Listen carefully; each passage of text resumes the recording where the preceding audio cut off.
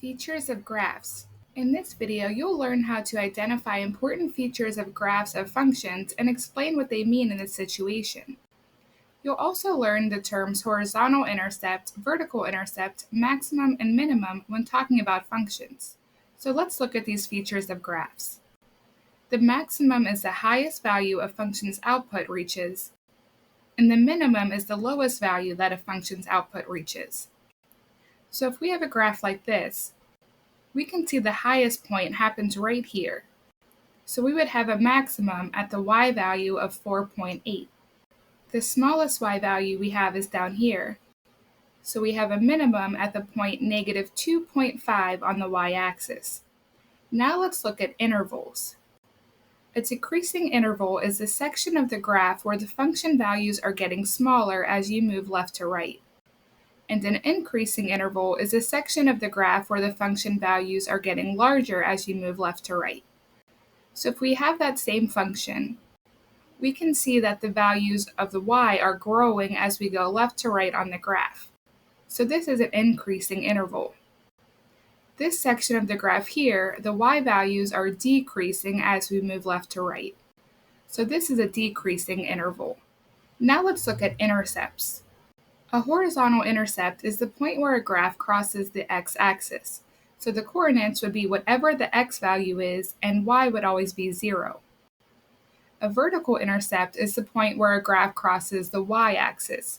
So that coordinate would be 0 and then whatever the y value is, but x would always be 0. So let's look at our graph again. We can see a horizontal intercept at the point negative 4.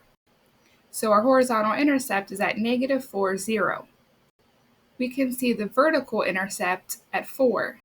So our vertical intercept happens at 0, 4. If we go back to our intercepts, a horizontal intercept will tell us where the function's output reaches 0. And the vertical intercept will tell us the starting value of the function. So let's look at some examples with intercepts. If a company's profit function is p of x, what does p of 0 tell us? So we know that p of x represents the company's profit.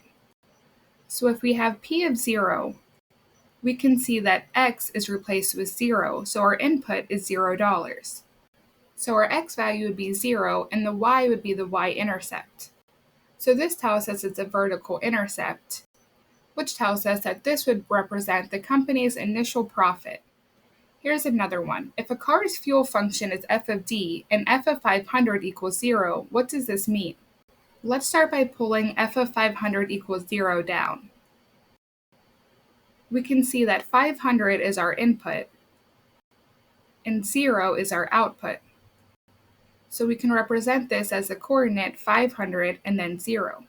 So this represents a horizontal intercept since y is 0.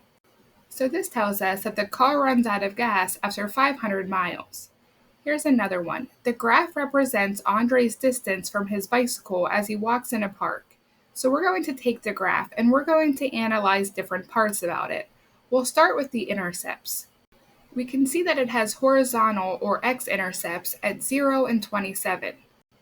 So our horizontal intercepts happen at 0, 0 and 27, 0. And we only have one vertical intercept, and that happens at 0. So our vertical intercept only has one at 0, 0. Now let's look at the extremes, so the maximum and the minimum. Our smallest value happens at 0. So our minimum is 0, 0 and 27, 0. And we can see our maximum, or the highest y value, right here around 8.3. So our maximum happens at x is 21 and y is 8.3. Now let's look at the intervals. We can see on these sections of the graph our y values are increasing as we move left to right.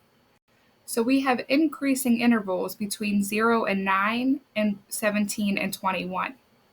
And then we have these sections of the graph where the y values are decreasing as we move left to right. So these are our decreasing intervals where x is between 14 and 18, and then again at 21 to 27. For our last example, we'll determine what each function value represents.